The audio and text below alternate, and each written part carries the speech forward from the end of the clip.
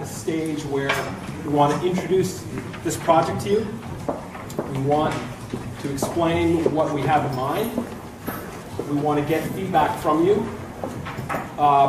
That's why we have so many people here. All the folks standing up are people who can answer questions along the side here. And because of the nature of this, people will have really specific, very specific questions.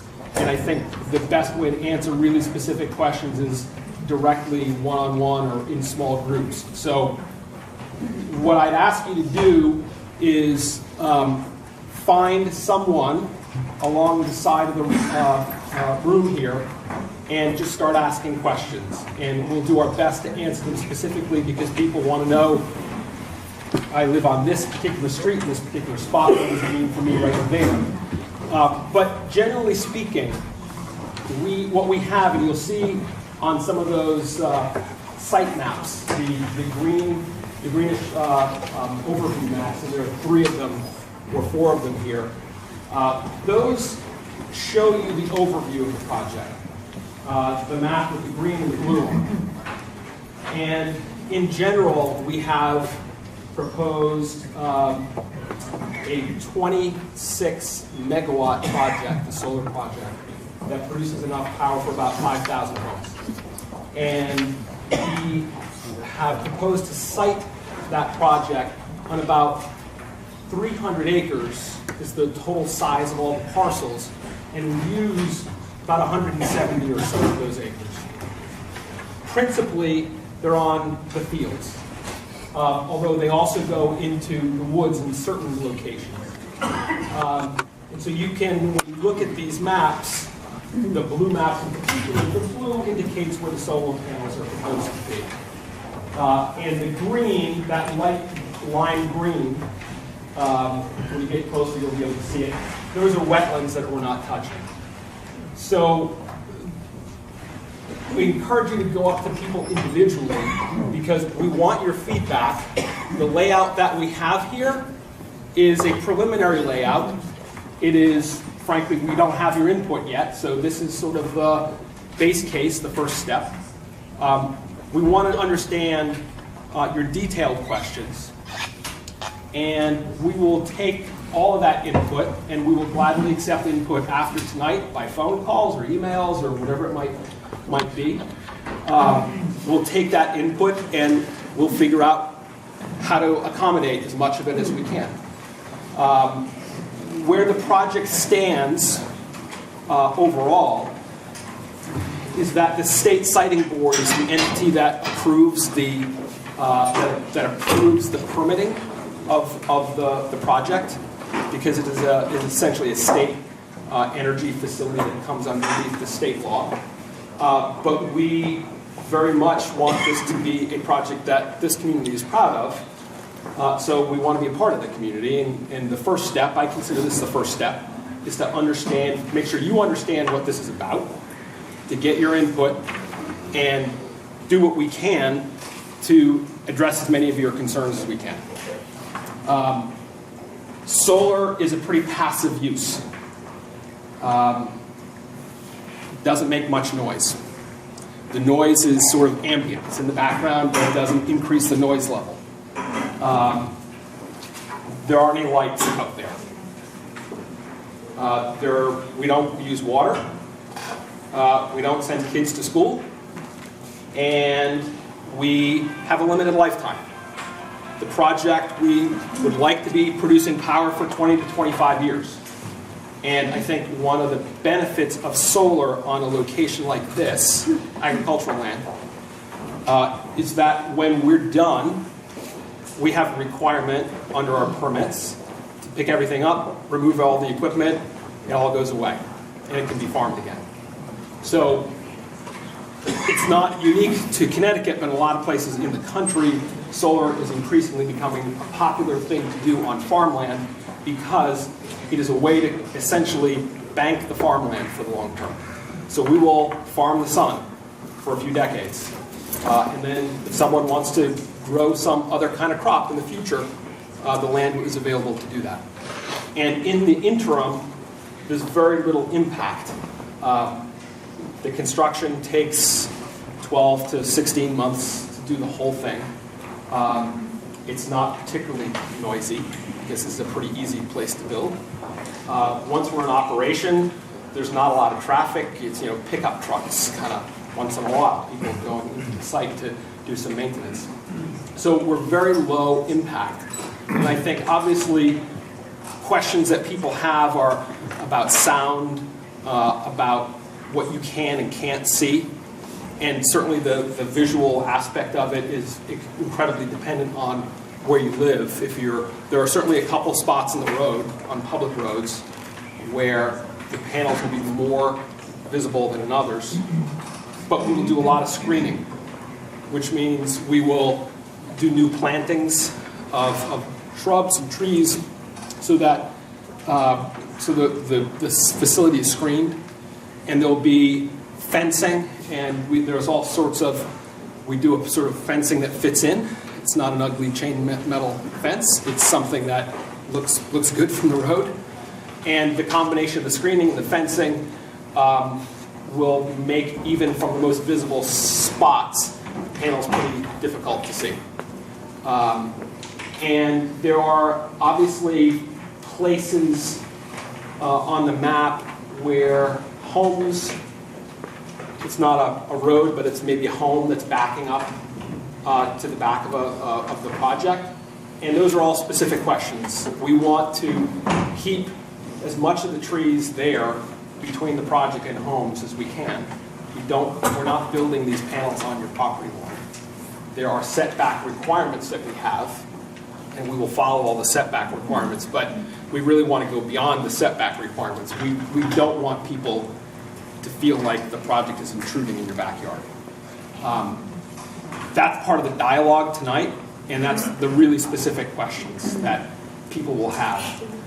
So our overall goal is we want this to be a project that people get comfortable with over time. We're happy to come back and have another community type meeting. We are very happy to take your comments tonight, emails, phone calls. We'll have people coming back to the town from time to time, and we're happy to set up one-on-one meetings over coffee or small groups or however you'd like to do that. As a company, Deepwater Wind is a clean energy company. That's all we do. We don't do anything else, is wind and solar.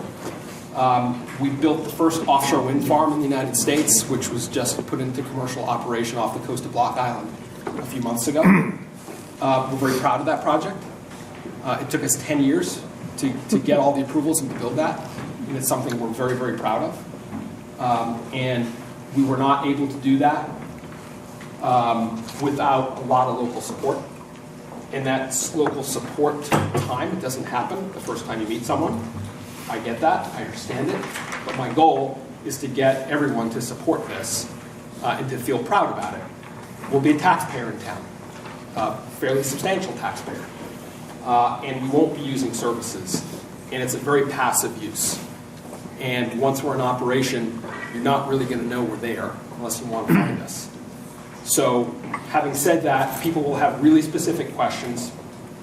Panels will be more visible from certain places than in other places. And these maps are our first cut at doing that. So everyone who's standing up can help answer questions. I encourage you to find them. They all have slightly different specialties, so we may have to switch people around, but we'll stay here for as long as we need to stay here to answer as many specific questions about your specific situation. And if we can't finish it tonight, or if you want to follow up, my business card, I'll give you, anyone who needs my card, you can have it. And other members of my team are here. The other person who's senior on my team is Aileen Kenny, who's in the back. Aileen is our VP of permitting. So her job is to, she really leads this part of the effort. So she's a really key person in the whole process. So, but everyone here is here to help answer your questions. So having said that, I want to get into the detailed stuff that's sort of one-on-one and what your specific concerns are. So if you have specific questions, I would suggest you go to one of the boards that has the site layout, and we can start to answer those one by one. Yes, ma'am. I asked 2 questions, but they weren't able to answer them. Okay. So you want to hear them? Who's benefiting from this project? Well, the project was started when the 3 states of Connecticut, Rhode Island, and Massachusetts put out an RFP for renewable energy. And we were one of the companies that responded to that RFP, and we were selected by some of the utilities to sell the energy to the utilities from this project. So we're going to build the project. We sell all our renewable energy into the grid that gets bought by the utilities. So the town would benefit indirectly. Well, we build a taxpayer. We'll be a taxpayer in the But town. the energy, The energy will go into the local grid, and the way electricity works is it gets used up as close to the source as it can be. So, you know, your homes will be using the solar energy, but it's mixed with all the other energy that's in the grid. You're answering a different question than what she's asking. I think she's asking about the project benefits themselves. So what's the business value of the project? Who's going to ultimately benefit Our company, from having solar energy versus traditional supply?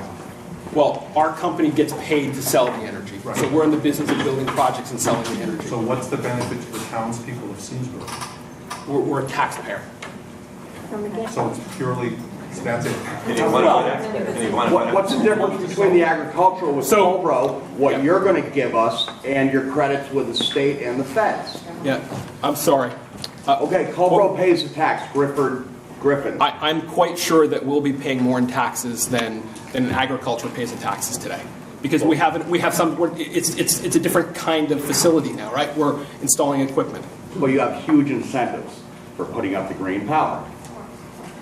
Well, you're right, but that doesn't have an impact to the town.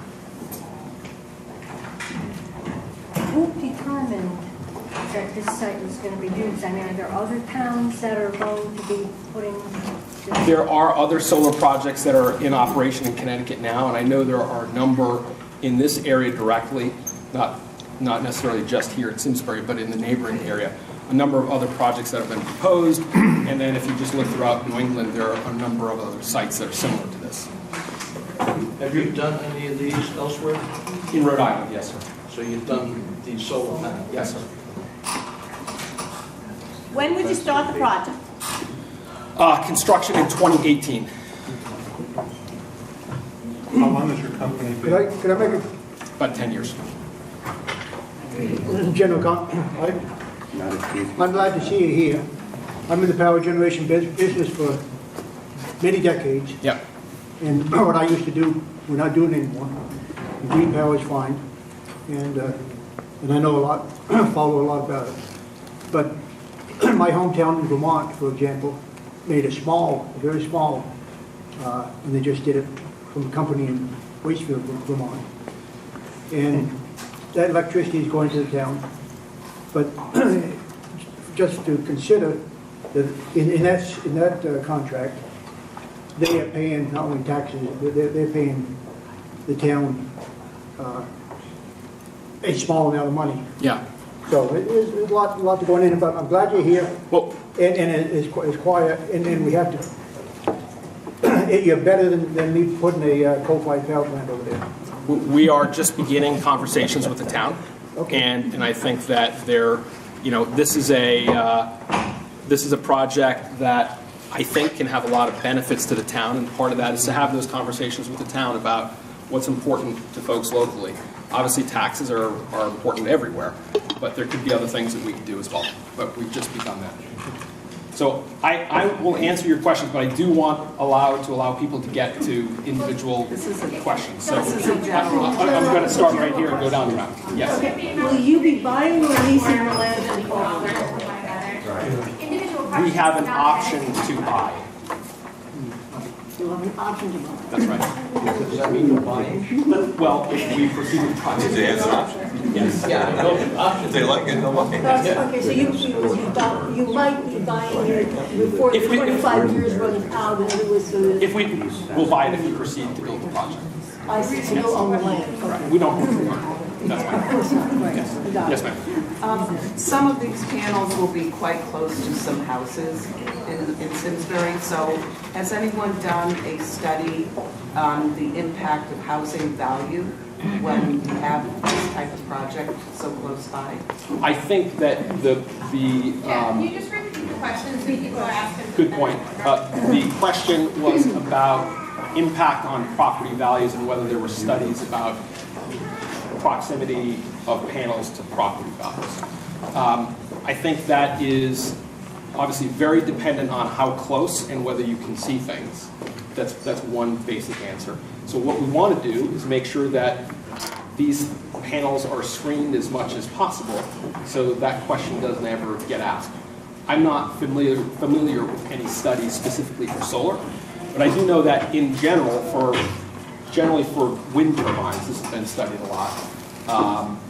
There's been shown to be no correlation between proximity to turbines and property values because, frankly, as many people who don't like to look at them, there's someone else who kind of likes to look at them. So that's the way a lot of people see it. Well, I would see that these solar panels are much closer to a residential area versus normally where a wind turbine is put, especially the noise factor with a wind turbine. They tend to be more in a larger open area. These panels are very close to residential homes as well as a school as well. So there's, personally I don't see the benefit that any taxpayers are getting in this town. Turbines are much more visible than solar panels, which are at its height maybe 12 feet off the ground and in a field and screened. So I don't think you're going to be able to see very much from most places. Well, I know where my house is, I will be able to. Well, I'd like to have that conversation with you because I want to understand that, and if we can improve that, we will. Well, is the fencing see-through or not see-through, the fencing? That's part of the conversation we want to have with you. I think there are different kinds of fencing. In places like where things are very visible, we want to have whatever sort of fencing is most appropriate to folks. We can have, it's not a chain link fence, but there are fences with slats, there's wooden fences, there's kind of faux wood fences, there's all sorts of options, and we haven't made those determinations So yet. you want us to suggest fencing? That's what I'm hearing. Yes? Sure, That's what I'm absolutely. Fencing is critical. You want us to tell you what kind of fencing we want? Yes, ma'am. Oh, okay. Yeah, he'll take suggestions. He's not Okay. going to just pick it without letting us know. Now, what's the longevity of this project? 'Cause you So, say sir, you- can I go to someone who hasn't asked questions yet? I'm sorry. That's okay. I'm not always an MC, so I'm doing my best. This is kind of a general question. Where else have you built a solar field? And you mentioned Rhode Island, where Yeah. some of us, it's not that far away, could Yeah. go, see it, see how it's maintained, see what it looks like. Sure. All that. We can. Lee had an answer to that. Yeah. If you're familiar with the Seabury home, right off the 178, they have just put in a solar installation. It is obviously smaller because Seabury is a smaller property, but there's that turn where if you're coming from Windsor down 178 towards 185, the road takes a turn to the left, a very sharp curve, before you get into Brookwood Center. The solar panels are right there on the right. Did this company put those in? No, this company did not put this in. I'm just I thought referring to your. Yeah. But I thought you were asking if No, you I've could seen see. solar fields up in Southwood. If you- I thought it if might you be would- beneficial to people If if we saw where you had built one, what it looked like, how it was maintained. Sure. To reduce people's, We can arrange to bring you to one if you'd like to see it. So follow up. Sure. Where, Yes. location, Yes, sir. The solar panels are one issue. I think we've kind of mostly gotten somewhat familiar with that. But then you need infrastructure to collect the energy from Yes, the sir. panels and then connect it to the grid. Yeah. And will that include towers? No, sir. What does it going to? Very good question. Very good question. So if you, all of the cables are buried. There's nothing overhead. There's no transmission overhead. There's nothing going up a pole. All the cables are buried throughout the site. We'd eventually need to get all the energy to that substation that's next to, what's the name of it? Dorset Crest. So we're getting our energy to that substation and we're burying all the cables. If you look at these maps, there are small red dots, and I think there are 14 of them. And they're in the center. They're in the center of blue areas. Those are small pads where there's some electrical equipment that's a few feet tall. And so that's essentially where cables get sort of collected there underground, and then they essentially daisy chain up to that substation. So there's nothing taller than the panel. Probably the best way to think of it. I know you're up, sir, but I go before. Yes. Are there any electromagnetic force radiation emitted from these projects, as well as the chemicals that are in the panels themselves? EMF in electricity, basically, there's obviously EMF in electricity, but in shielded cables, you don't get it, particularly buried underground. There's, from a risk perspective or a health perspective, there's nothing associated with that. It's no different than conventional transmission, and quite candidly, by being buried underground, it's better than any of the overhead systems. So from an EMF standpoint, it's not quite a mood issue, but it's just short of a non-issue. I wouldn't get it from DC anyway. Right. Yeah, but they changed it to DC. Yeah, they not. Sorry, ma'am in the back. Yeah, 2 questions, please. One very specific one and one sort of more ambiguous one. Can you tell us the anticipated acreage loss of the trees that you might be removing? And 2, it's clear there's a ton of questions. We're all very passionate, sincere runners. Will there be some type of online forum or way that we can continue the dialogue so we're all learning from one another? I would have never thought to ask that question, for instance. And then beyond that, beyond the question and answer, I mean, what happens next? Like, what is the time frame from when you solicit all of this feedback to when sort of a final decision is rendered? And what part do we have in that final decision? Got it. On the technical question, that's an interesting one. I think we'll look into that for sure. We want to continue to get your feedback. I think I've never actually done a live, interactive, continued sort of conversation. So are the residents We'll look into that on the technical issue. I'm going to try to answer this woman's question first. And I think what we want to do tonight is get your feedback. I think we will come back to the town in whatever way seems to make sense, whether it's in a meeting like this or smaller meetings or whatever it might be, and after we've gotten your feedback, have another conversation with you. And I'm sure there are a number of people with specific questions that after we get the feedback, we'll come back to you specifically, individually, and have those conversations. And ma'am, your question was? Are we going to have the opportunity to vote on this as a town, or this is something that's going to transpire behind closed doors type thing? It seems like there's just so many people in the community that really didn't know much about this. Right. All of a sudden, you got a letter in the mail, reaching out to having children that play sports in town, and talking to other parents from other areas of town. It seems like there's been very little communication about this. Right. So, what are we going to have really any say in this, or this is just more of a show? Well, I'm hoping that tonight's the start of your ability to have a say. That's why we're here. As I said, this is a project that we're thinking about building in 2018. So while you may not have heard much about the project to date, it's because we're just starting this process. So there is no approval. Yes, so if I may. Go ahead, Lee. So I'm Lee Hoffman, and this is just a proposal at this stage of the game. Nothing has been submitted for any approval, much less have been approved. So when Jeff says he's looking for feedback, although these are all very good color laser printed diagrams, they should all be considered to be in pencil, not in pen. What will happen is, as a result of your feedback and everything else, we will take this proposal, things will get changed, things will get modified.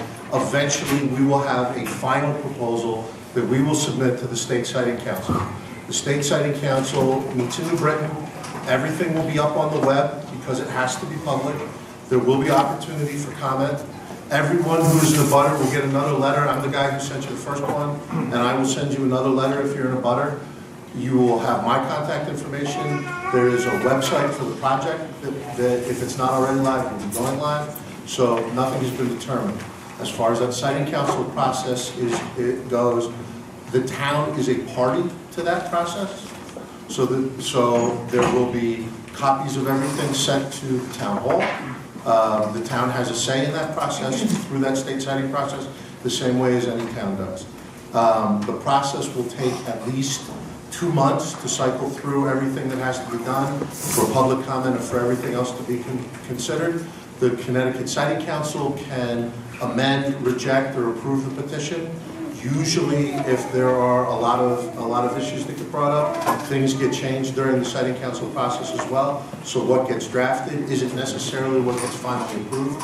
But Jeff's right, this is the very beginning of the process. And so while you haven't had a lot of notice about it, as Jeff points out, we're a year away from construction, and we're soliciting your approval now, not in May of 2018, before the game was. Is there liaison with the town yet? We have been speaking to the town, yes, sir. We've showed them maps and we've begun, and they know that we're coming to have a conversation tonight. Just following up on one quick point, something Lee said, when you're looking at the maps, these maps and layouts are essentially, this is our maximum sort of extent. This is not the final product. This is sort of the worst case extent. And we've given ourselves room in here to squeeze back. And part of what we need to do is find out where are the places that are important for us to push back. And we could try to make those decisions on our own, but that's why I'm here tonight. And that's what the conversation is about, for us to understand better where are the places that it's really important to push back. And so this maximum extent is sort of the worst case of how far out we get to the borders. So I should have said that earlier. I'm sorry. Yes, ma'am. I have a question about, I'm assuming this is all Culver land, is it? And so conversations with the company that owns the land. And Griffin, said, yes. And you said if you were to build it, you would end up purchasing the land, but 25 years later, Yes, everything goes away. Now, what you guys, I'm just curious what you do with the land once everything goes away, or is it apt to just change a little bit and you use the land? Yeah, 25. In all honesty, I don't know what we do in 25 years. I know that I've got a 25-year project, and then I've got to take it out of the ground. So, why would you need to take it out of the ground versus just replace it and continue the process? We would need to restart a process there. Because they only last 25 years? Well, because we've got a contract to sell the power, and that ends. And then I don't get paid for the energy anymore. So then there's no real use for the project to continue. We need to restart the process. Trying to find people who haven't spoken. I'm sorry, sir, way in the back. Okay. Will the butters to the facility be given contracts for free net metering? No, sir. Good, sir. That was an easy one. Good job. I know that solar companies have given that in the past to butters facilities for free net metering credits. Good thought, I like that.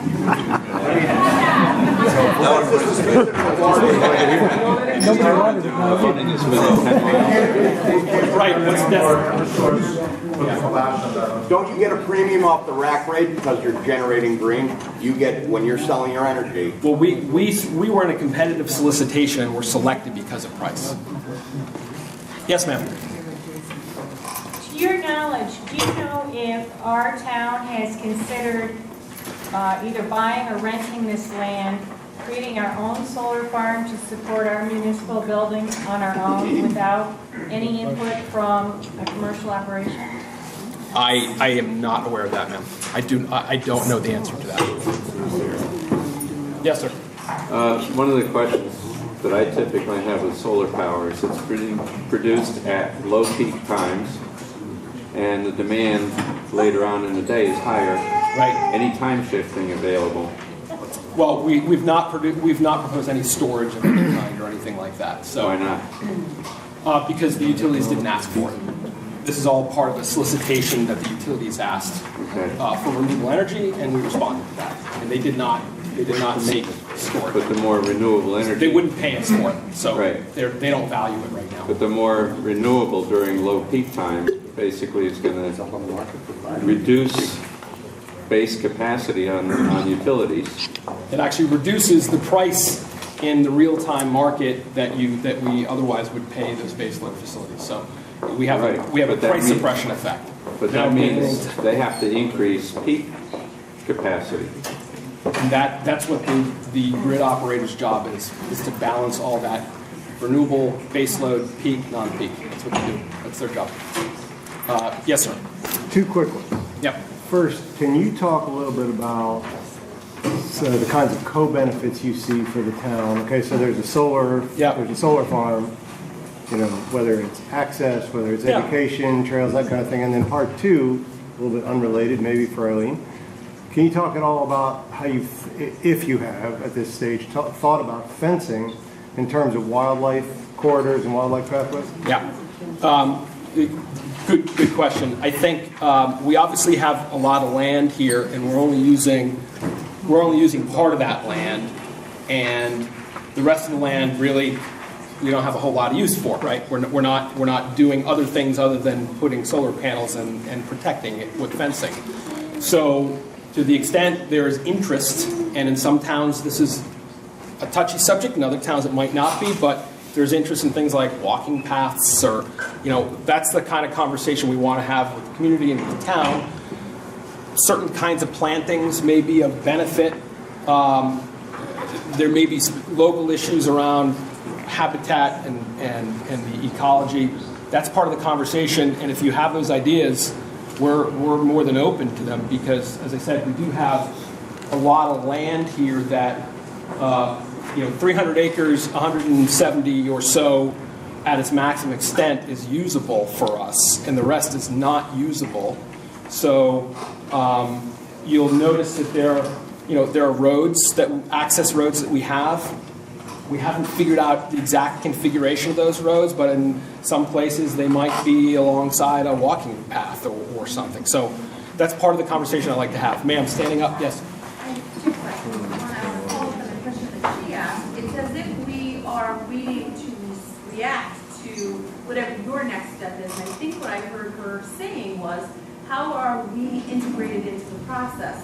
So exactly how do we learn how we can incorporate our thoughts in, rather than it being reactionary? The second question I have as a land abutter, I would like to know, I'm assuming that you've done other projects, what the diminution of value is on the property owners as a result of this kind of project. So on the second one, ma'am, I don't think there's any diminution of property value. I don't think there are any studies. Well, there have been studies done in the renewable energy business, and they don't show any diminution in value. And do you have access? Can we have access to those studies? Sure, we'll provide stuff.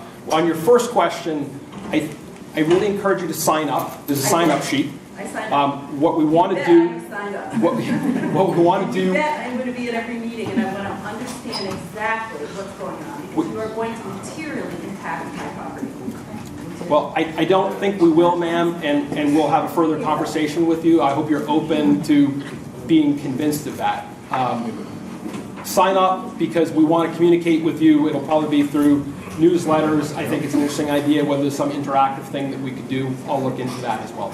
So how do we know the process, and how do we insert ourselves into it rather than be reactionary? That was the question. Jeff, you want me to take the first? I mean, yeah, go ahead. So I'm Aileen Kenny, and I've been working really closely with the town, and we work very carefully to cite the project. How is that letter the first time I'm aware of it? So we have been talking with the town, and we have planned, the project. We've met with them a number of times. The letter is something that we sent out. This meeting tonight is something that we're doing voluntary to really get out and seek your feedback. So when you ask about how do you give your feedback, you give it tonight. So you talk to one of us. I've already committed tonight for a couple of landowners to do specific tasks. I might look at whether or not there is any potential for you to see any portion of the project, or we might commit to do a visual rendering from your neighborhood or from some houses, so that you can better understand what the impact would be for your property, how would any changes be. And then we would work together to figure out what would work best for you. For example, some folks would prefer to not have, a large fence. They'd rather have a shorter fence and more planting. Some folks would rather just have a taller fence and plant themselves. I mean, there's a lot of things that go back and forth here. And I know that some folks, you know, you might say, oh, we're asking for suggestions, and that almost seems funny, but it's not. It's sincere. You know, I work on a lot of projects, and I was a consultant before I worked at Deepwater, and many of my clients would just say, we have one fence spec and that's it. And that's not the case here tonight. So we're here, we're really sincere. We've got a team of experts. We have civil engineers, we have electrical engineers, we have Claude, who has worked on a number of different projects and is an expert in things like EMF concerns. Jeff leads our company, and he is here to answer any questions as well as I am.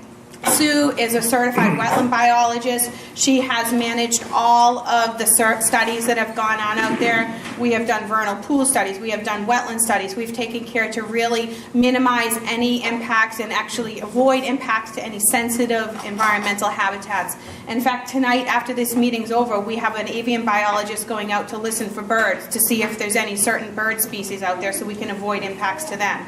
So I think that if we can, you know, we don't have all the answers tonight. We're here. It's early in the process. We're looking for that feedback. And we've set it up in this fashion where we have these stations so that we can have that one-on-one dialogue. There will be additional meetings, and we hope to tonight collect all of the concerns and all of the comments, and then we will post to our website responses. So when you have one-on-one conversations with SMEs, excuse me, when you have one-on-one conversations with SMEs here, yep, Lisa. You disperse the conversation, and it doesn't benefit everyone. That's fine, and I think we've gotten a lot of that, and I think that's very beneficial. But we do want to kind of roll up our sleeves and work with individuals and try to understand your concerns, because we can take that back and we can make this project better. So to date, you've gone through an RFP or an An RFP to sell the energy. Okay, and so to clarify, this is not yet technically a project. We have not submitted any permit applications. You don't have a project manager here that I could talk to? We do not have a project manager here that you can. Will you? If the project proceeds, yes. Okay. Right. So Yeah. there are two basic things that you need to build a project. You need to contract to sell the power, and that's what we have. But the second thing you need are the approvals, the permitting approvals from state government in this case. So that's the process that we started to talk about. So it's not until we get those approvals that we actually have a project that we're going to build. Will the documentation for your project be available? Could I read the charter? The charter for the project? The project charter. Well, the applications that we will make to the state agencies are all public documents, yes. So the description of what the project looks like and how we build it and all that sort of thing. Scope, the cost, all of that. Exactly. Yeah. And in Connecticut, how many different proposals does your company currently have with the DEEP? This is the only one, sir. Really? Yes, sir. Deepwater has one proposal with the state of Connecticut currently. Yes. The state. You're just saying that. Okay. Yes, sir. I just said that on the record. Deepwater has one proposal. Yes, ma'am. Sorry. You know, in another town close by, they've got a big construction project going on. And apparently the issue is to do the work, they have to have a lot of trucks going back and forth to the site, which I guess is a big problem. My question for you is, how often does a solar panel get outdated? Like how often for 25 years are you going to have to redo all your work? Yeah. Yeah, I was going to say, once the project is fully constructed, you're correct. During construction, you have all the activities associated with that, and there's a higher volume of trucking, et cetera. And the impacts are construction impacts. They're obvious. People understand them. When the project is operational, its 20-year life, you will generally see anywhere between 1 and 3 days a week, 1 or 2 pickup trucks going to check on a trip or do whatever. Solar panels tend not to break unless you have a catastrophic event, a hailstorm or whatever.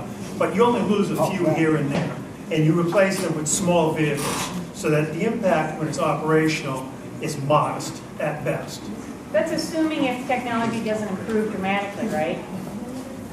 What if the technology improves dramatically? Then you want to scrap all your existing panels and bring in new ones, right?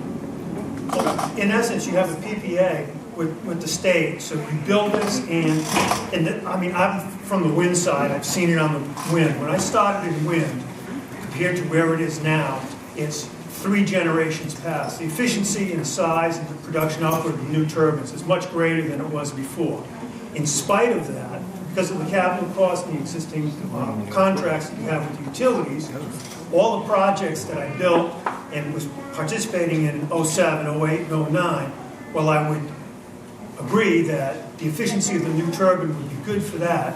You don't repower those projects. They sit there, they run their life cycle, and at the end of their life cycle, hopefully the efficiency is much better. Maybe build another project, but that's a question for 20 to 25 years from now. In the interim, you will not have a leap in technology such that it would take you to the point where you change it all. Sir, you were waiting. Is Yes. there a state contact?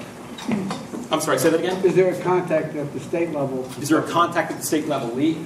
Yes, the state contact would be Melanie Bachman, B-A-C-H-M-A-N. She is the executive director of the Connecticut Siting Council. Yes, ma'am. My question is, how is this going to impact our aquifers? Many of us are on well water, some in the area are on filters and bottled water. I'm going to have the permitting team answer that. The question was about impact to aquifers. Sure. Well, the project doesn't include any fuel storage or things like that you typically.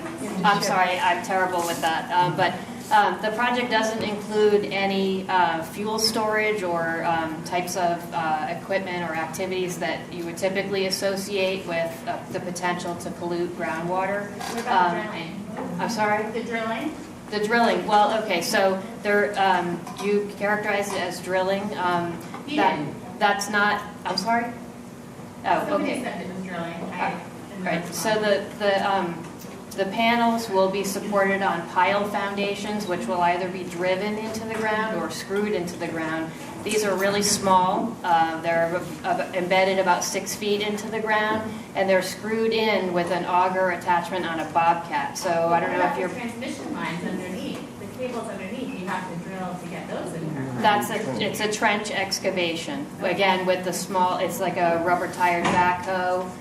The trenches are about 4 feet deep at the deepest, but most of the electrical conductors that are connecting all the panels, it's much shallower. So again, this ties back into the very purposeful design of this project to date anyway, to retain the agricultural characteristics of the soil. That's been like sort of an overriding feature that we've been trying to make sure we keep sight of. Is there someone then from an independent ad board that's attached to the project that signed off on the validity of that statement or the minimal impact that you're? So all of those details will be in our application to the Connecticut Siting Council, and they will be the entity that reviews that. Yes, sir. No. I'm sorry, Lee. Just, the Department of Agriculture is one of 11 state agencies that the Siting Council consults with on statute. So the Ag Department will also be involved. Yes, sir. The second largest aquifer in Simsbury resides to the eastern boundary of the intersection of Hoskins and County. What will be done to protect that aquifer? Could there be chemical runoff? Is there problems with the permanent nature of the solar panels, the runoff from there? You want to talk about runoff? Sure. So I'll just start out with, I am not an engineer. I'm a scientist. We do have a couple of engineers here from our team whose responsibility it is to design the stormwater management system. But our preliminary analysis of the project, we've determined that actually our proposed ground cover, it's a vegetative ground cover, will actually reduce the amount of runoff from this site, which we think is a pretty big benefit. So there'll be more infiltration promoted and less runoff over most of the site. And where that isn't the case, we will propose detention at the surface, probably shallow infiltration basins, because it's really not in our best interest to have standing water anywhere on this. Will there be someone that will study that and produce a paper that says that? Well, we'll be producing a stormwater management report that will again be part of this siting council application that will go through review by the state agencies. And then at the end of that process, there is another state permit that we need to obtain. It's a stormwater discharge permit. So we do have to go through that secondary or similar review of that detailed drainage analysis. Thank you. Sir, in the back. Just have 3 quick questions. First, are you guys a private company or public? We are a private company. Private. And 2, it seemed like there was a little lack of clarity on the question of how many projects, how many solar projects you guys have done. Can you just give me a straight number on how many times you guys have done this before? Solar fields. Solar fields. Yeah. So our ownership group has done 800 megawatts of solar. When you say ownership group, do you mean like a joint a project that you've done joint ventures on, where someone farmed out some? So we have an owner. You've taken liability for the whole project. We have an owner that has built a number of clean energy companies. We're one of them, and inside of that group, we're essentially we're a part of that ownership group. They've done 800 megawatts of solar. This is 26 megawatts of solar. So they've done, I don't know, a dozen or 15. Right, so we directly have. So some other arm has done a bunch of projects, but you guys, the ones who built Rock Island, have not done actual fields like this. We're working on 2 solar projects in Rhode Island right now. And so our ownership group has done a number of others. What are the names of the towns of those 2?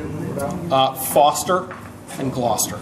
And Gloucester? Yes, sir. Okay, and one last final question. It said, you mentioned that you've already had some conversations with the town and that you were sure that you would be paying a higher tax rate than agriculture. Have numbers already been thrown out? What tax rate have you guys been talking about with the town? No, sir, we have not. We're trying to understand how the town looks at a facility like this. It's obviously the first thing of its kind here in town. There's obviously a tax rate for agricultural land, and we're putting a facility on that land, and that facility has a value. And there's a tax discussion that we have to have about how to value that facility. So we're obviously more than just bare land.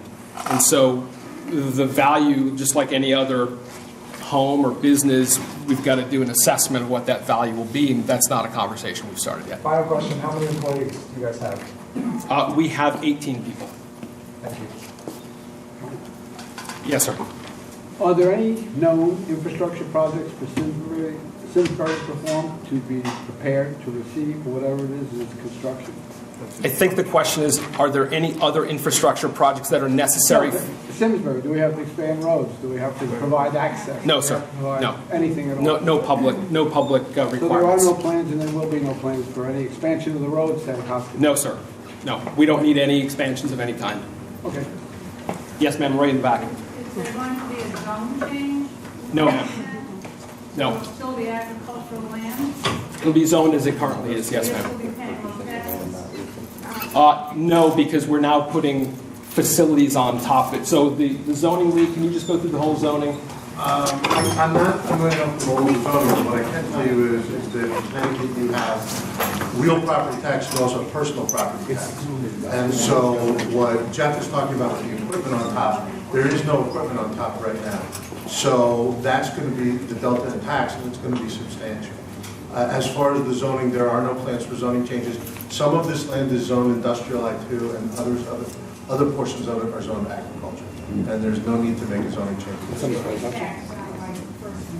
I'm sorry? So you'll be paying personal property tax as opposed to, Well, we'll be paying both. We'll be paying both. But if you take a look at, for example, if you take a look at in my hometown of Windsor, the Amazon distribution center was built also on a piece of agricultural land. The property tax change was next to nothing, but the personal property tax, if you go back and take a look, you're talking about a significant change because Amazon put a $1 billion facility on there, or a facility with $1 billion worth of robotic equipment and everything else. Obviously, this won't be to that scale, but that's where the tax benefit was to the town of Windsor. So it is substantial, and it's just a question of the value of the equipment over time, the same way it is for a manufacturing facility or for an improvement on a piece of real property.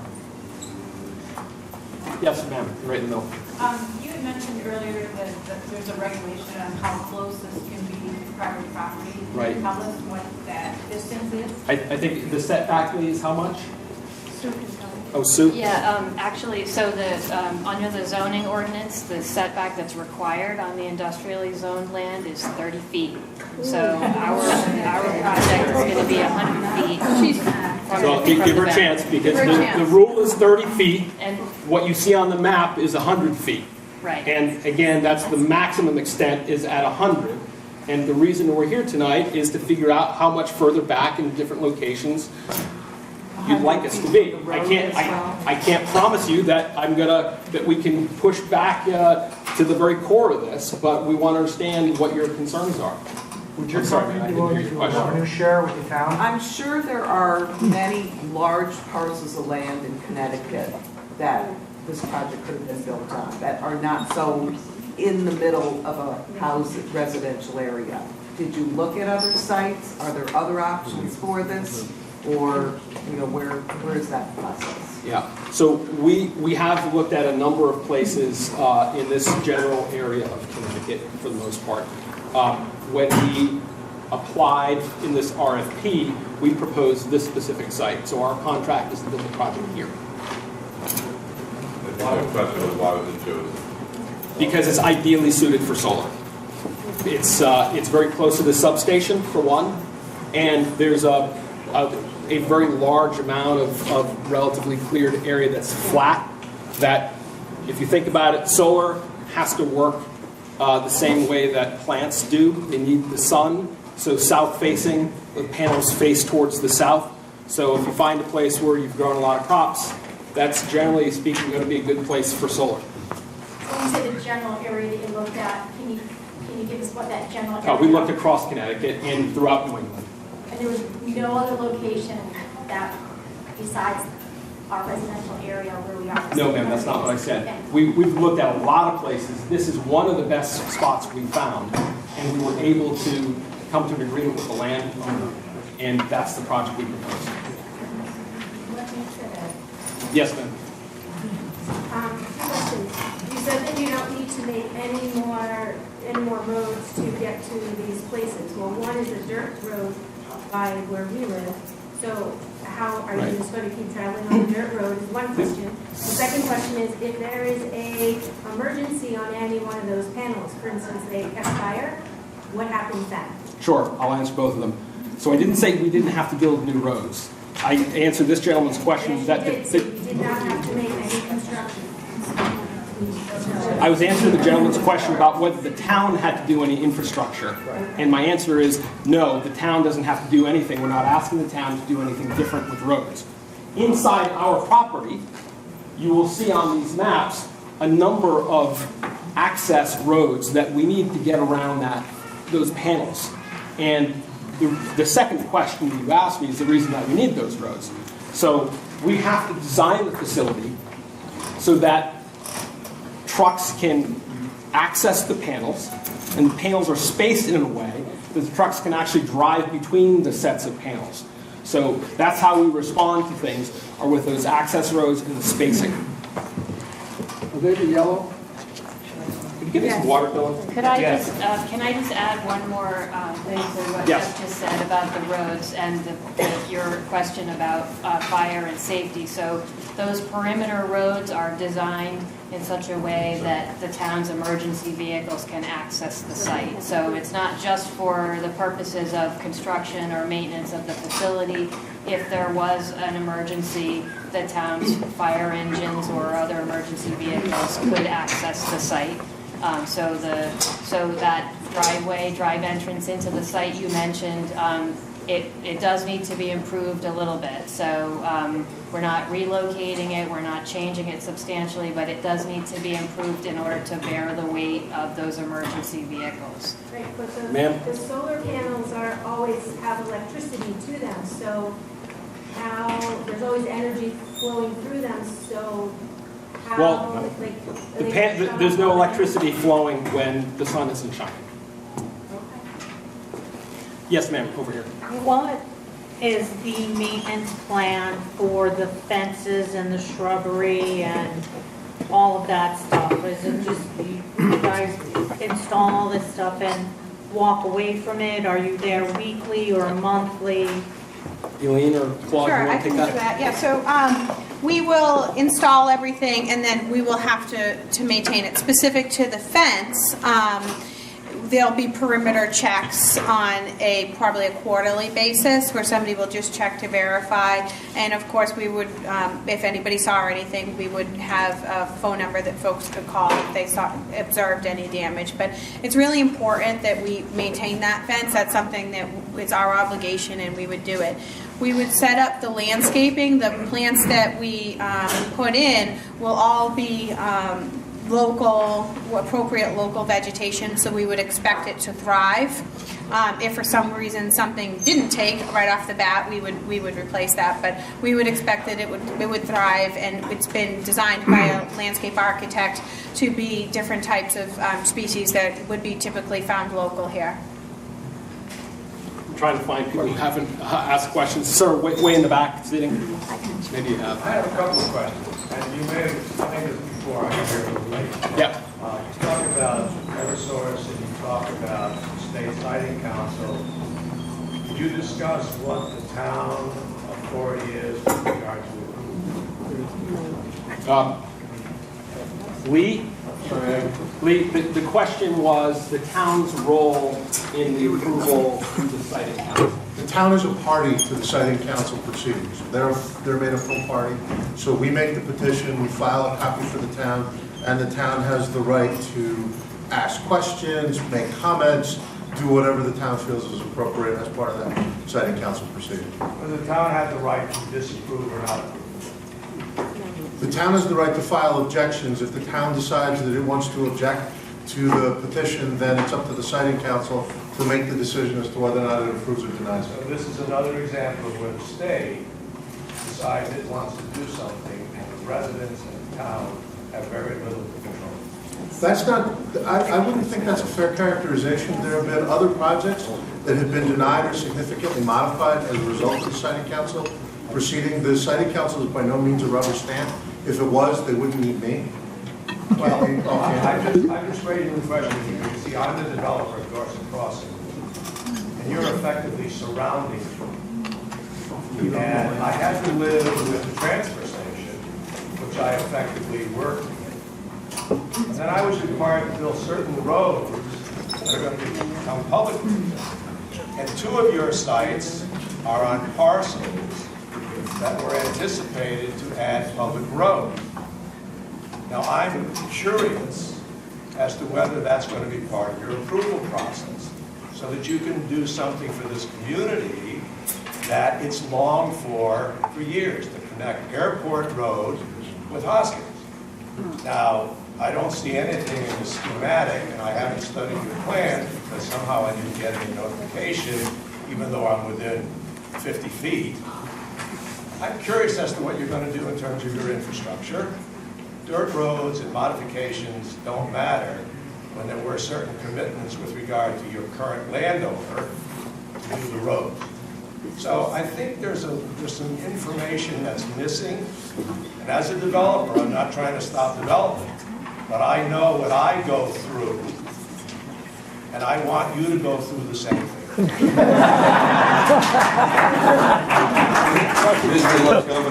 Well, so I can speak to that. just in response to one of those specific issues, sir, with respect to the road, it's not, we don't want to presume that the town wants a road or doesn't want a road. We're here to have that conversation, and we want to talk to the town more about what's valuable to the town. We mentioned things like walking paths. If extending that paper road or that road that's there currently through the site is something that's of value, we're open to having that conversation. I'm not going to presume that you all want a new road. Okay, yes, sir. Would your company be open to a revenue share with the town beyond the taxes? Well, I think we're open to having a conversation with the town about an appropriate tax assessment and appropriate benefits that we can give the town.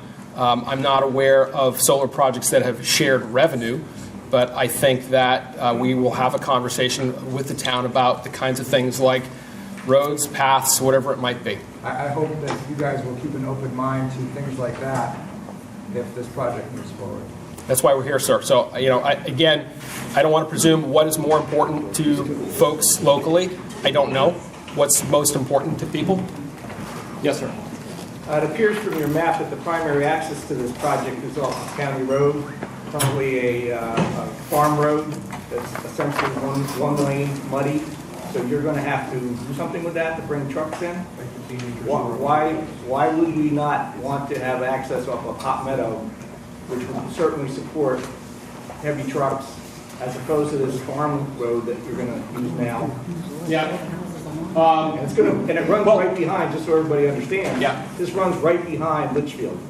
So All the houses. All the houses on the left side, on the going inside, all will face this road and your truck. So why don't we have a conversation about what that idea is specifically? Okay, that's fair, thank you. I'd like to have that conversation with you as well, because from our backyard, we can see. You're on Litchfield? Yeah, Yeah. we can see those farm trucks going in and coming out on a daily basis.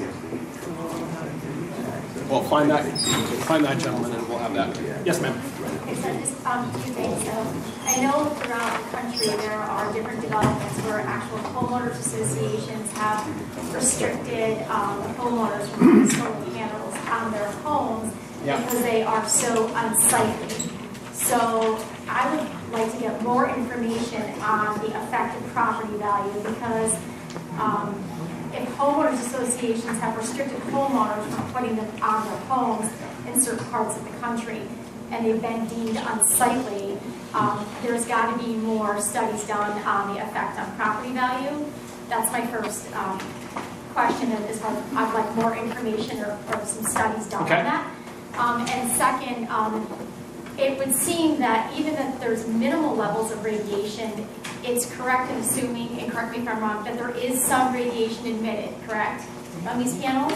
Anything that generates electricity in AC, not DC, will emit EMF. Okay, and so have there been studies on the long-term exposure to that, being that some of these homes are in such close proximity, just as similar to living to a power like generation plant, because I know a lot of people do not choose to live next to a generating plant, particularly for that reason. So where are the studies on that, and are there any links to that low level of radiation over a long-term period on children and ADHD and ADD and those types of things as well, or people that are sensitive to hyperelectric sensitivity? I think it's called EHS. Are there studies being done on that as well?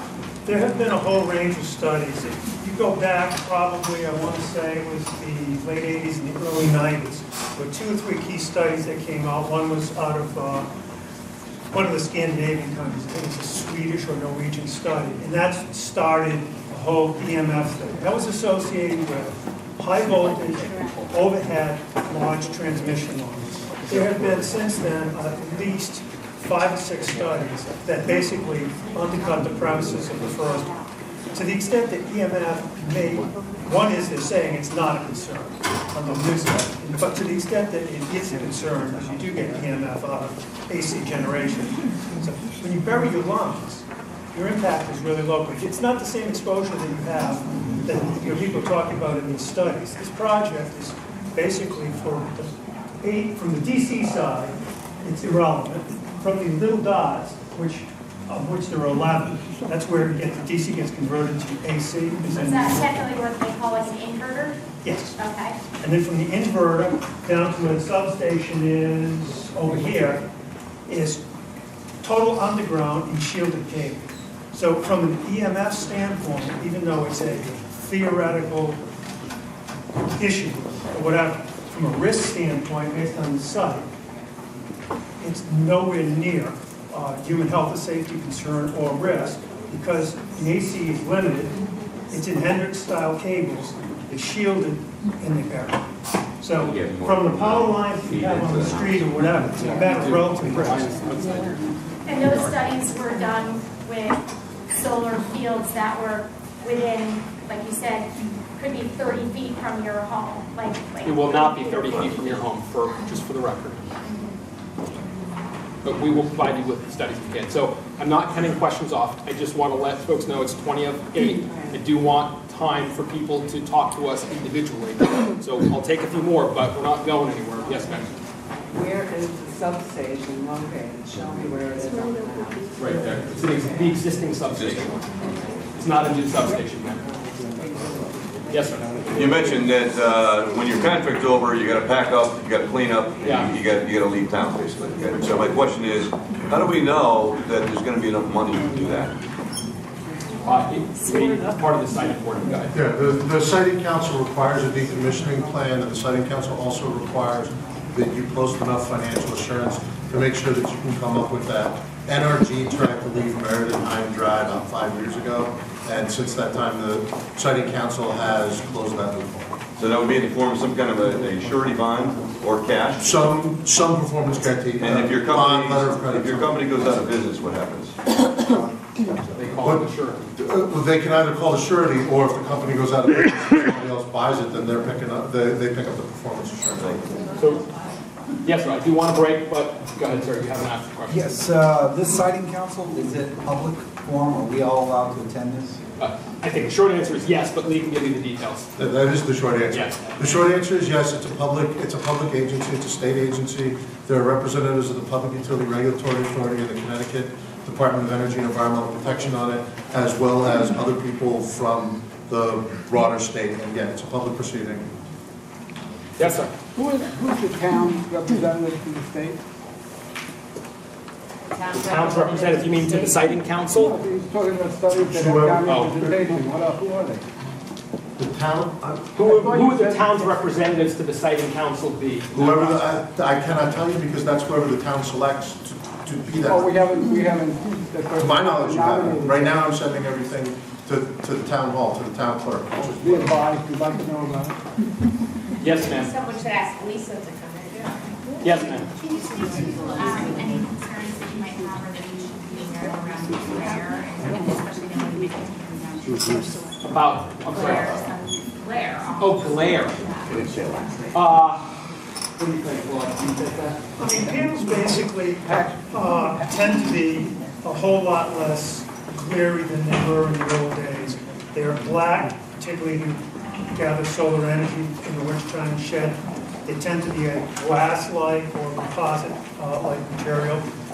Their orientation is such that they're at a 30-degree angle, so unless, and if they're over 100 feet from the property line, unless you are at elevation significant to the site, like on the mountaintop on the side or whatever it is, unless you have a unique siting situation, glare should not be a concern. What does that mean for Simsbury Airport? As far as the glare, will there be an FAA study? If I can just respond to that, we did file a request for an aeronautical study with the FAA, and they responded back with a determination of no effect. So we provided information to them, like the orientation of the panels, the percent reflectance, which is actually quite low. It's about 8%. And the limits of the project and the elevation of the project. So there has been an FAA There has been an FAA study, and they determined that this project would not have an effect on the aeronautical traffic in this area. So it's actually a requirement that the siting council imposes on applicants. It's an industry standard, right? Yeah, I'm sorry? An industry standard? It's a siting council standard. It's not applicable in all states. Like Rhode Island, for instance, doesn't require that. This type of facility isn't jurisdictional in Rhode Island at the state level. So it varies as with any regulation. Okay, everyone is here, so I encourage you to come and talk to us individually. I know there's a Litchfield issue. Aileen, where are you? I'm right here. So Aileen is going to take up the access road issue. So, Can I sir, just ask, yes, go. I know that a lot of people, some of the people here got notices because their property abuts. I'm right next door to somebody that got notice, and I only know because of that neighbor. And there needs to be somehow, I mean, it's wonderful that you all came out here tonight to give us as much information as possible, but we need to be able to communicate this to the whole community. There's been nothing in newspapers. There has been nothing. Not a thing. There has. And there has. The Mirror carried article, I got an email, I don't live anywhere near it, the Mirror, I got it from the. Have seen nothing. Have asked everybody about it. Haven't seen anything in the newspapers about this particular project. Well, sign up with the town to be notified of all email activities.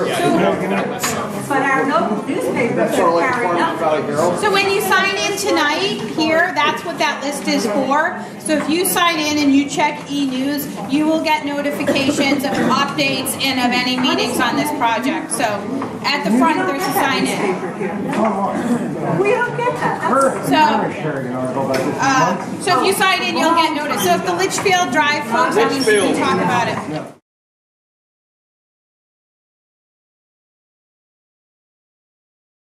Funding for Simsbury Community Television is provided in part by contributions from viewers like you.